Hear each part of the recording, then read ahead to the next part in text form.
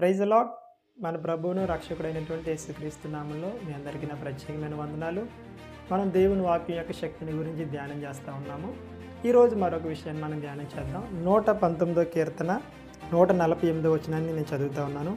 నీవిచ్చిన వాక్యమును నేను ధ్యానించుటకే నా కన్నులు రాత్రి జాములు కాకమునిపే తెరుచుకుందును.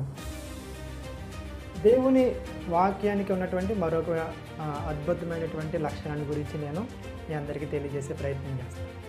భక్తుడు ఏమని చెప్తున్నాడంటే, ఇచ్చిన వాక్యాన్ని నేను ధ్యానించడానికి రాత్రి జాము కాకమునిపే నా కన్నులు నేను తెరుచుకుందునని చెప్పి భక్తుడు చెప్తాను. వాక్యంలో ఉన్నటువంటి మరొక లక్ష్యం ఏంటంటే కనుక, the word of God will create shall bring the earnest desire on God.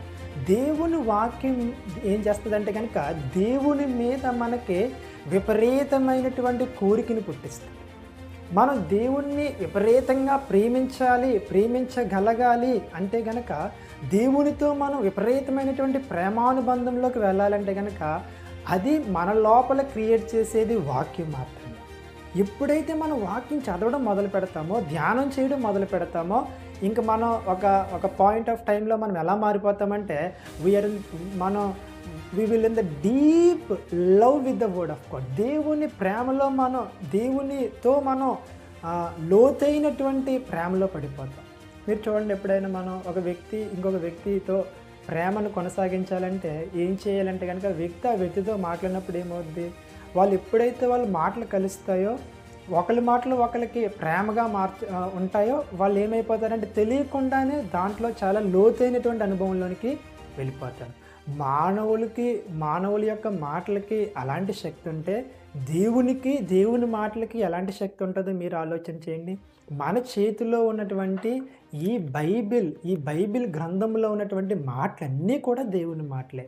ఎప్పుడైతే మనం వీటిని ధ్యానం చేయడం, చదవడం మొదలు పెడతామో, మనం కూడా భక్తుల్లో మారిపోయి ఏమని చెప్తామంటే, రాత్రి జాము కాకమునిపే నీ వాక్యం ధ్యానం చేయడానికి నేను నా కన్నులు తెరుచుకుందును అని చెప్పి మనం కూడా ఆ యొక్క గుంపులో మనం చేరిపోతాం. వాక్యానికి అలాంటి శక్తి ఉంది.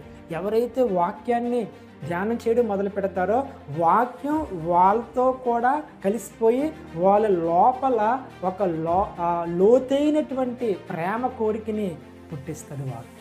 సో కాబట్టి వాక్యాన్ని మనం చదువుదాం. దేవునితో మనం విపరీతమైనటువంటి ప్రేమానుబంధంలోకి వెళ్దాం.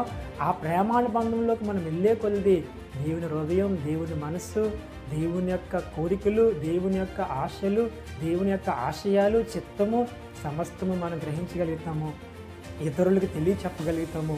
ఇతరుల్ని కూడా ఈ మంచి అనుభవంలోనికి నడిపించగలిగే కృపలోకి మనం వెళ్తాము అని మీ అందరికీ నేను తెలియజేస్తున్నాను. Word of God will create earnest desire and God.